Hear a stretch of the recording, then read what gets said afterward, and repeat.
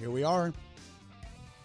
Ruthless Politics, episode number 7. Lucky number 7. You took that right out of my mouth. We didn't even plan that. I was going to say that. 7 is a lucky number for a lot of people, especially if you've had 7 marriages. Or if you play the slot machines. Yes, 777. Some people actually think there's a weird thing like that 666 is not the number of the beast. That's 777. Have you ever heard that whole thing? No way. I like the number 7. There's like an actual, and we're going to get into 6 white and 13 are the bad numbers. Everyone knows Absolutely. that. But there's even a white supremacist symbol. And I remember, you know Pantera? The band White Pantera? supremacists are ruining everything. Well, we're going to get, this is just going to have a lot of white supremacist stuff. Goddamn crackers. Well, we're going off on a tangent. But there's a weird, do you remember Pantera, the band Pantera? Of course. Okay, so Phil Anselmo was considered a white supremacist. They were a little hardcore. And then their logo, they had a circle with 3 sevens on it. It was just a weird thing. Well, I think there's like 7 points on the pentagram maybe or something like that. It's some weird thing, yeah. Pentagram. But if you go about it, you can make anything negative or anything positive. We have a universal rule in this country, and it's 13 is the bad number. Yes, because of Jason. Jason made that happen. Oh, yeah, true, Jason. What was Jason's last name? Jason, was something with an M? No. Voorhees. Oh, man. You don't meet a lot of Spanish? Wow. I don't know. Not a lot of Spanish people play hockey. Not a lot of Spanish horror movie lead characters. Yeah. So that's pretty rare. Yeah. We're trying to be funny. Breakthrough Spanish actor. On a sad note, though, really, because we're going to get into our topics now. Again, we're at the Space Coast Podcast Studios, episode number 7. We got Jesse behind all the knobs and digits and slides and buttons, and he's doing a great job. And we even have a couple of guests. Kid Chronic has some family here. And you want to say hi? Can they hear you? Yeah, hello to my niece and sister in the studio today. Awesome. But we are here kind of on a sad note. Well, I don't even say kind of, a very sad note. Usually we talk politics mainly, but our first topic that we're going to go into is more of current events, and that is the 2 shootings that have been highly politicized, and we're going to get into that too because politics comes right into play, right into play. But rest in peace to all of those, and our heart goes out to the folks in El Paso, Texas, and in Dayton, Ohio that suffered these horrendous events, and all the families. I mean, it's all still, everything's still unraveling for a lot of these people. I mean, I don't even think it's hit home yet. So it's a very, very sad thing, but it is topical, and we're gonna get into it. Is there something you want to say before we jump right in? No, I just think that this, unfortunately, is the new normal in America, and I don't know that we would even be talking about this really as much if there wasn't 2 of them that just happened back to back. I think that brings a lot of attention to it. I did notice that some Republicans are starting to turn away from the normal thoughts and prayers and the normal kind of just defending that the NRA that they normally do in these scenarios. I think that we may finally be at a tipping point, although I say this every time and then nothing ever happens. So who knows? Yeah, so far nothing has happened. I think even some of Trump's comments after this is he's touched on gun control, and Trump's very big on touching on mental health. If you notice, he's always talking about that with these incidents, which we know nobody's doing anything about. We'll see how that goes. To catch everybody up, I'm sure everybody knows a lot of what's happened here, but the El Paso shooting, why is this such a big deal, like Kid Chronic said? First of all, we had these back-to-back, and that's completely unheard of. Talking about 24 hours, completely unheard of for mass shootings. I think that we're at 31 dead right now. I believe you're right, because sadly, 2 of the people that were injured originally in this reporting have passed away. And there's a lot more injured as well. There's probably another 20 some odd people or more that are suffering serious injuries right now. I believe you're right. So it's 22 deceased now in the El Paso shooting and 9 in the Dayton. Why we're also going to talk about this really is because this has now become extremely politicized. And I've done extensive research now on both of these gentlemen, and they are from completely different ends of the spectrum in terms of what their politics are and what their interests are. And I got to tell you, the Dayton guy is way more nuts than the other guy. The other guy, at least.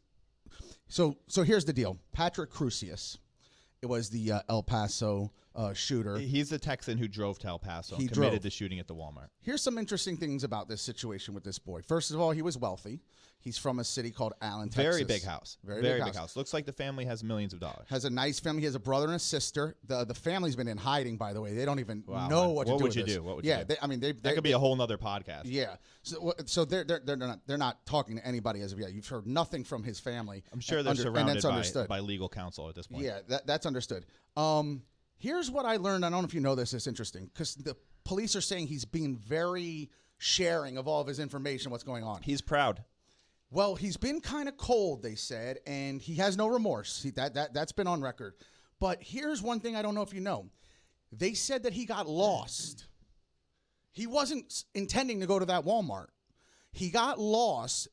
By the way, no talk about where he was going to. I think we deserve to know that. I'm curious if he got lost, where was he going with his guns or his gun? So that's number one. Where was he headed? He got lost. They said he was hungry, which is also odd because why would you go to Walmart of all places if you're hungry? Shooters got to eat, man. Shooters got to eat. Shooters still needs 3 meals a day. There you go. Hashtag shooters got to eat. By the way, I didn't say that. That was Kid Chronic.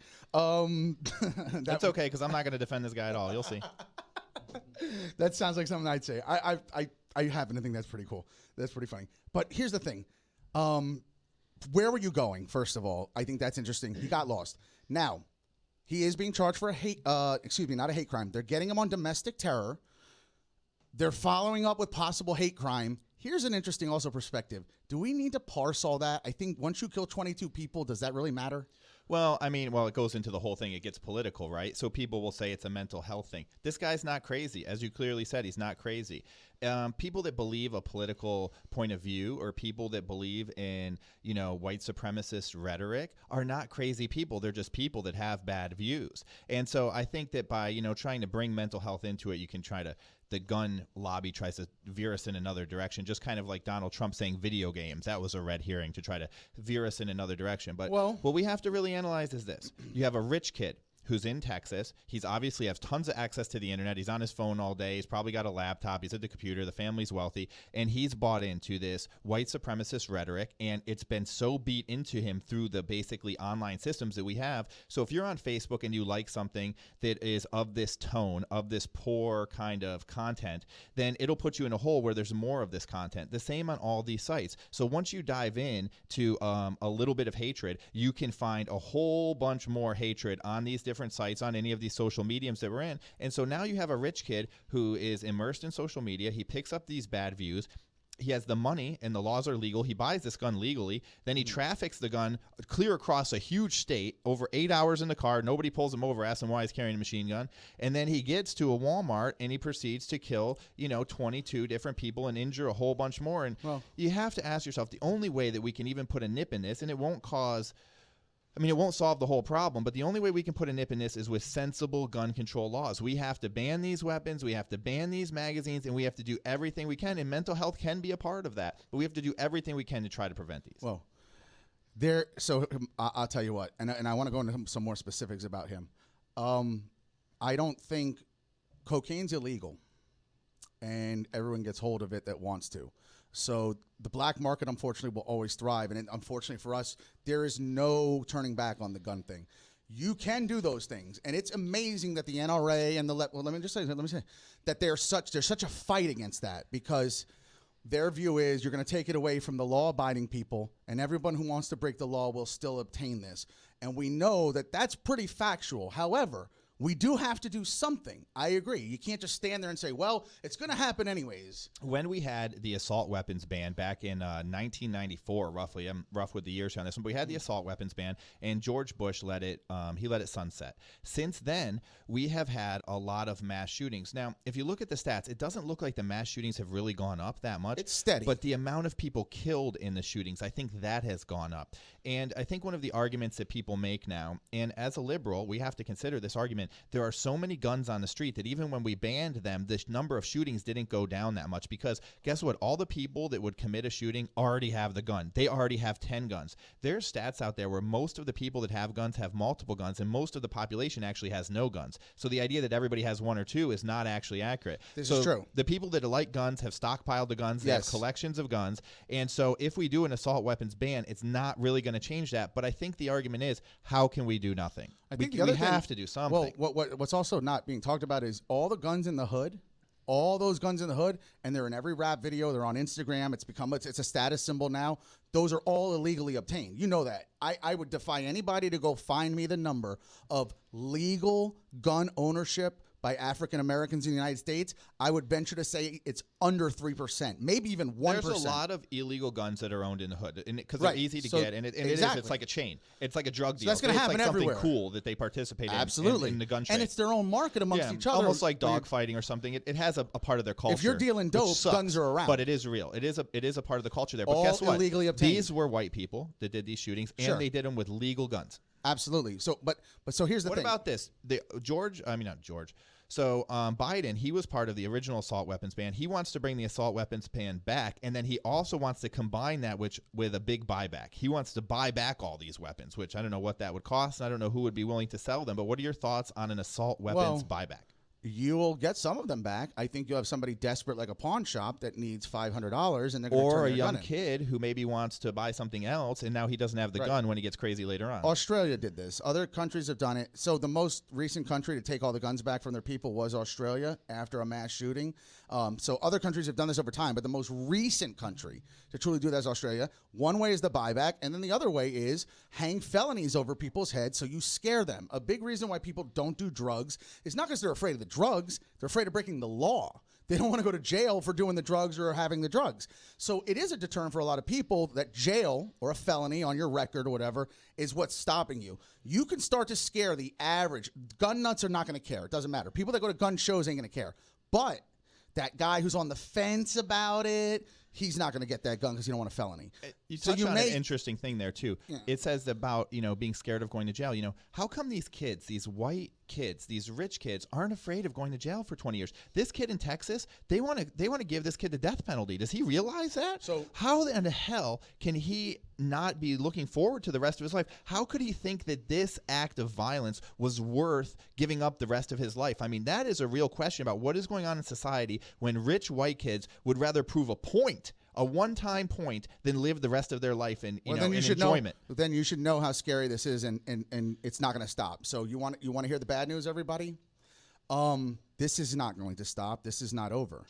You are going to have copycats, and you have angry people. We're in a polarized society. And what's also happening is and the media loves to do this now as it's more politicized, if you're going to keep telling white people now, white domestic terrorism, white nationalism, this, and this. This is white terrorism. It may be, but you're going to now prod this too, because you're going to piss people off. Because the fuel for it is the fact that white people do not like the fact that they're becoming the minority for the first time in history. So that's creating Which this is in his violence manifesto against the people that they imagine are, becoming the majority. Well, so I want to talk more about this kid because I find this all very fascinating. And again, people may not know this. So in his manifesto, he actually brought up, hey, remember all you people that talk about how the white people took this from the natives? Or a lot of lefties are big on that. Like, this is built on blood, this terrible country. Yeah, okay. Blood and soil. Right.